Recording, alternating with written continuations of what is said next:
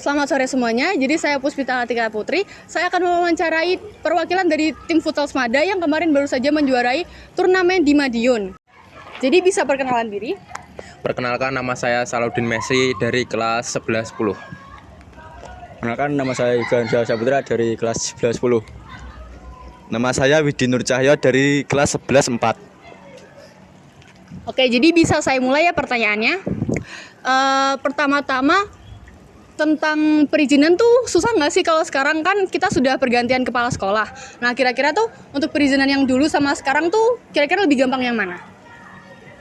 Kalau dari perizinan lebih gampang yang kemarin, soalnya kalau dari kepala sekolah yang ini lebih ke KBM, jadi kalau buat keluar-keluar untuk dispen sulit. Oh jadi kepala sekolah yang ini kayak kurang mendukung untuk non akademik gitu ya mungkin. Oh iya, terus gimana sih komunikasi timnya biar bisa tetap menang terus kompak kan? Ada tuh yang kayak gerombolan, terus kalau nggak dia tuh mentingin dirinya sendiri gitu, jadi bolanya tuh dibawa sendiri gitu, gimana? Bangun chemistry dengan cara latihan terus. Dan kalau komunikasi itu nggak boleh nyentak gitu loh, nggak boleh ngegas kalau ngomong, biasa. Harus kasih motivasi terus. Oh, berarti kayak dikasih tahu baik-baik gitu ya, jadi kayak jangan marah-marah. Ya. Tuh, oke. Terus kalau kendala waktu selama latihan atau ada nggak kendala pas waktu di tempat pertandingan gitu, ada nggak? Pernah nggak? Kendalanya ya Faktor faktor tempat latihan yang sangat minim.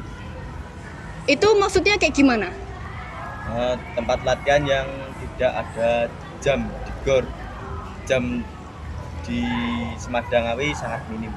Oh gitu ya. Terus kalau semisal itu kan tentang waktu ya berarti. Nah itu kalian gimana sih caranya ngatur waktunya biar bisa tetap produktif itu, dan kan di Semada ini kan biasanya jadwalnya padat. Nah itu gimana cara kalian ngatur waktunya? Pernah keteteran tugas gitu nggak? ya biasanya bertabrakan sama tugas-tugas kayak kerja kelompok, kayak bikin video apa gitu, biasanya itu meninggalkan itu dan melakukan latihan. Oh terus pernah nggak sih kayak keteteran, kan biasanya gitu dispen. Nah itu pernah nggak kayak keteteran tuh tugasnya banyak gitu? Pernah, sangat banyak, sangat keteteran sekali. Oh gitu ya. Terus ini pertanyaan buat Yoga nih sebagai ketum. Pernah nggak sih kayak nyangka, oh aku bakal jadi ketum di ekstra yang hitungannya ini tuh berprestasi gitu kan, futsal kan sering banget menjuarai. Nah itu pernah nggak kayak ngira, oh aku bakal jadi ketumnya ini gitu?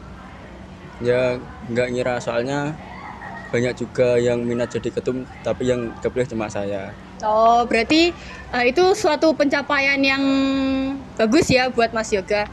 Mungkin segitu dulu pertanyaan yang dapat saya tanyakan. Terima kasih kepada perwakilan dari tim futsal Semada. Selamat sore semuanya, kembali lagi bersama saya Puspita Kartika Putri. Jadi di sini saya akan mewawancari pembina futsal Semada Ngawi. Bisa perkenalan diri Pak?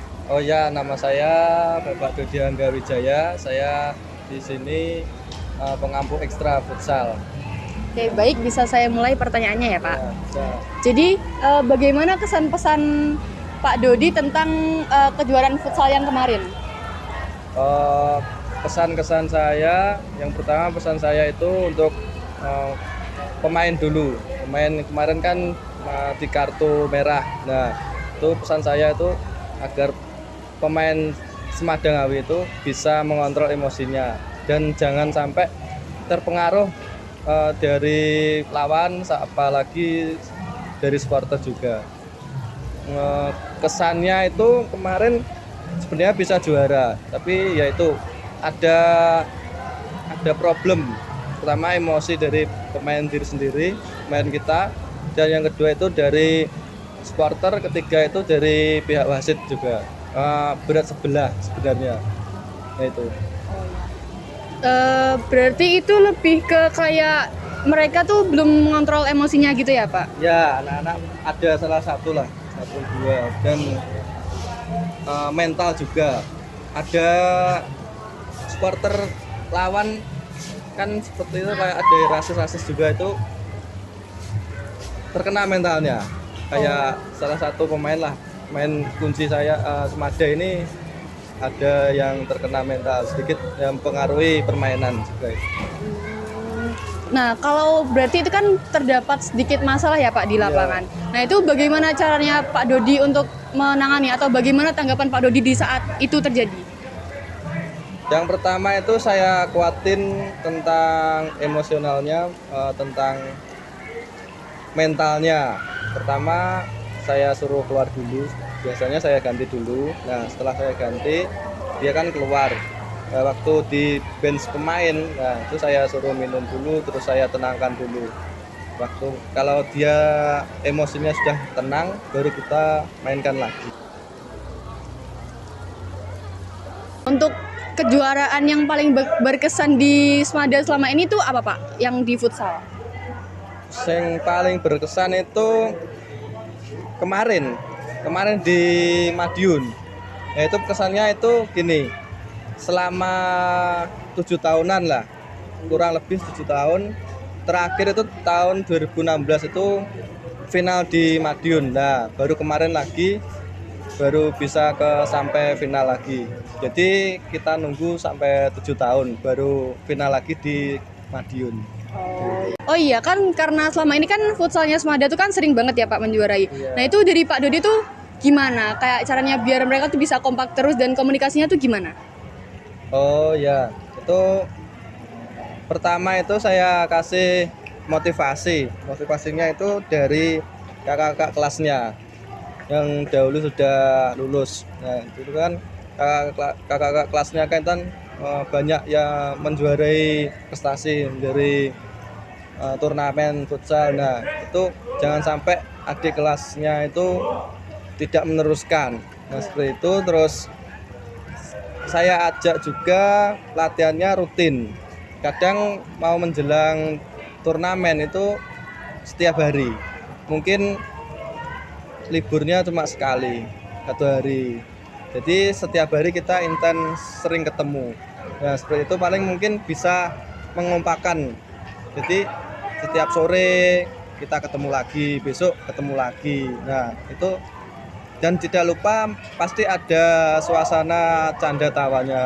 Nah, tidak serius terus itu.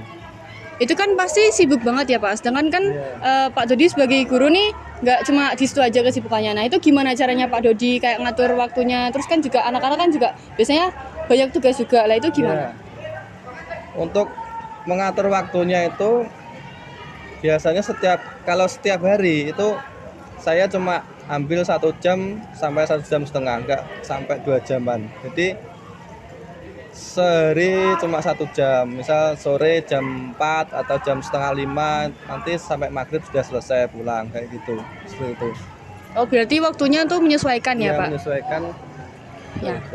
Terus untuk harapan kedepannya buat futsal Smada ini gimana Pak? Kalau harapan saya itu setiap tahunnya itu ada regenerasi dari kelas 1, kelas 2. Tidak hanya mengandalkan kelas 3-nya. Jadi waktu kelas 3 itu sebenarnya sudah puncak performa. Jadi kelas 3 itu hari ini misal angkatan ini kelas 3 itu cuma mengimbangi. Jadi harapan saya itu malah kelas 1, kelas 2 itu sudah berprestasi.